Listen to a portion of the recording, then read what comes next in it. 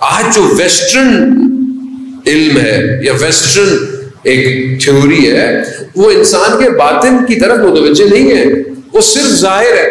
آپ اچھا پڑھ لے، اچھا بزنس، اچھی شاپ، اچھا گھر، اچھی گاڑی، اچھے کپڑے، اچھے جوتے، اچھا سب کچھ. قرآن بھی یہ کہہ رہا ہے کہ جو دنیا طلب کرتے ہیں ہم انہیں سب کچھ دنیا میں ہی دے دیتے ہیں، مگر آخرت میں ان کے لیے کچھ نہیں ہے سوائے جنت جہنم کی آگ ہے. دنیا کی جو تعلیم ہے وہ صرف ظاہر کو اچھا کر رہی ہے. آپ کی پوسٹ کیا ہوگی، آپ کا ڈیزگنیشن کیا ہوگا، آپ کو بہیو کیسے کرنا ہے، آپ کا اخلاق کیسے ہونا ہے، آپ کو سب آرڈینیٹ سے بات کیسے کرنی ہے. آپ ڈاکٹر ہیں لیکن بغیر پیسوں کے آپ کو کسی کی تربیت کرنی پڑ جائے، کبھی گاؤں دیہات میں جا کر لوگوں کے لیے کلینک لگانا جائے، یہ یونیورسٹی نہیں پڑھاتی آپ کو. دنیا صرف آپ کے ظاہر کو بہتر کر رہی ہے، مگر یہ الہی یونیورسٹی ہے، یہ امام حسین کی یونیورسٹی ہے جو آپ کے باطن کو بہتر کر رہی ہے. اور قیامت والے دن ظاہر تو اٹھایا جائے گا، اصل کیا ہے؟ باطن. باطن. قبر میں جائیں سب ختم ہو جائے گا، گوشت ختم ہو گیا، ہڈیاں بھی ختم ہو گئی انسان کی، تو پھر عذاب کس پر ہے؟ باطن پر ہے. باطن.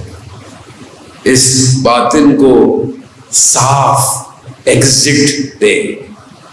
یہاں آتے ہیں، بارش ہو رہی ہے، مجھے تو پتہ نہیں چل رہا کہ بارش ہو رہی ہے کہ نہیں ہو رہی، لیکن بہرحال ڈرزلنگ تو شام سے ہو رہی ہے. یقیناً آپ آتے ہیں، تکلیف بھی ہے یقیناً آپ کو، لیکن مولا آپ کو اس کا اجر دے. عزیزان محترم، آپ سوکھے کپڑوں میں ہیں، آپ باہر نکلتے ہوئے گیلے ہوتے ہوئے گھر جا رہے ہیں.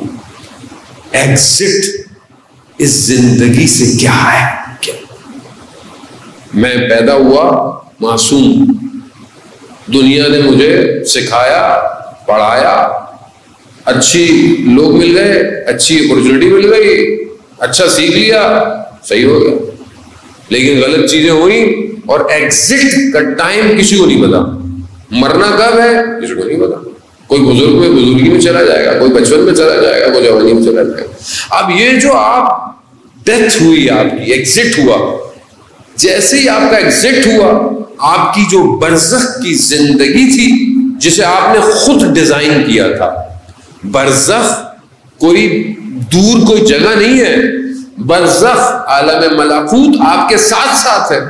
جس حالت میں آپ کا یہاں دروازہ بند ہوا وہاں دروازہ کھل جائے گا، اور وہ دروازہ جہاں کھولے گا تو اس میں جو کچھ آپ نے بھیجا تھا وہی ہے. جو اینٹیں آپ نے بھیجی تھی اسی دیواروں سے آپ کے وہاں گھر بنے ہوئے ہیں. جو درختوں کو آپ نے پانی دیا تھا وہی درخت آپ کو سائے کے لیے. اگر زبان 200 گنا زبان سے، قبر میں سب سے زیادہ عذاب زبان سے ہے. زبان ہے کیا؟ گوشت کا ایک ٹکڑا بس. اگر انسان چاہے تو اس کے اختیار میں رہ سکتا ہے، اگر انسان نہ چاہے تو انسان پھر اس کے غلام بن جاتا ہے. اب ہم جو بول رہے ہیں، جو بھی بول رہے ہیں، عالم برزخ میں منسجم ہو رہا ہے، جسم بن رہا ہے. یہ جو آپ بنا رہے ہیں یہی چیز یا آپ کو امام کی طرف لے کے جا رہی ہے یا امام سے دور کر رہی ہے. یہ جو بھاری پن ہے، یہ جو قرآن کہہ رہا ہے کہ فرار کرو خدا کی طرف، فرار کرو. کس چیز سے؟ تم جتنی جلدی خدا کی طرف فرار کرو گے اتنا تمہارا بوجھ ہلکا ہوگا.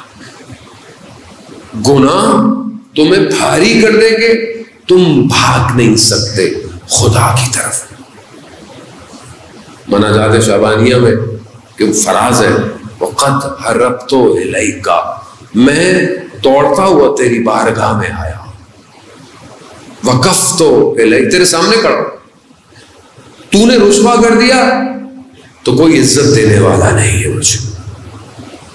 جتنا آپ بوجھ ڈالیں گے اتنا آپ کو مشکل ہے خدا تک پہنچنا. آیت اللہ قمشی تفسیر قرآن، مفسر قرآن فرماتے ہیں کہ جب انسان کی روح نکلتی ہے تو روح اور بدن دونوں ایک دوسرے کے ساتھ کھینچاؤ میں رکھتے ہیں.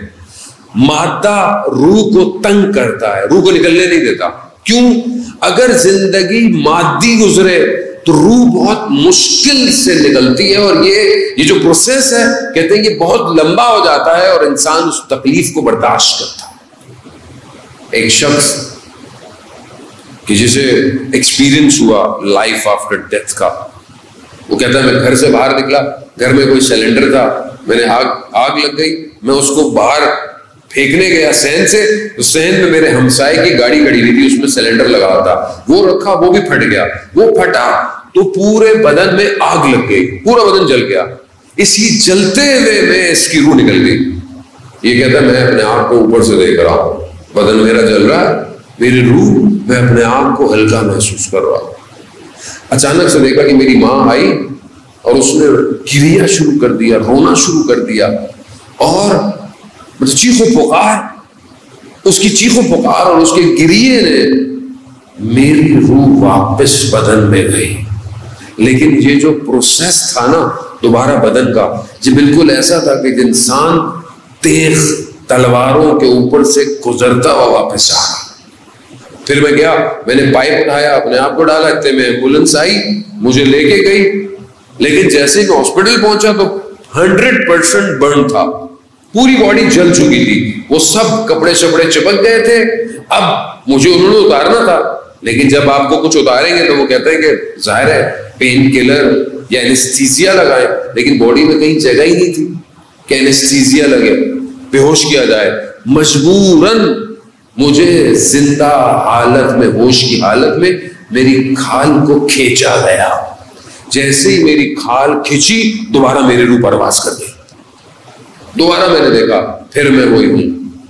لیکن پھر وہی چیزیں دیکھنے کے بعد واپس جب میری روح گئی, پھر وہی تکلیف. عزیزان محترم, یہ لفظوں میں کہنا بہت آسان, بہت آسان, لیکن جب روح نکلتی ہے, روایات کہتی ہیں 300 تلواروں کی نوکیں جب بدن میں چپ رہی ہوں, روح ویسے نکلتی ہے. لیکن جو رجب کے آخری روزے رکھتا ہے اس کی روح خوشبو کی طرح باہر نکل جاتی ہے. تو یہ ساری چیزیں ہمارے پاس موجود ہیں. یہ سارا پروسیجر دوسرے عالم میں لکھا جا رہا ہے, دیکھا جا رہا ہے. کیونکہ مجھے توجہ ہی نہیں ہے کہ دوسرا عالم بھی ہے یا نہیں ہے. دوسرے عالم میں کیوں جو امام کے ساتھ تھے انہیں اپنی جانوں کا نذرانہ دیتے تکلیف نہیں ہو رہی تھی. کیوں تھے؟ کیونکہ وہ اپنے آپ کو کہیں دیکھ رہے تھے, کہیں دیکھ رہے.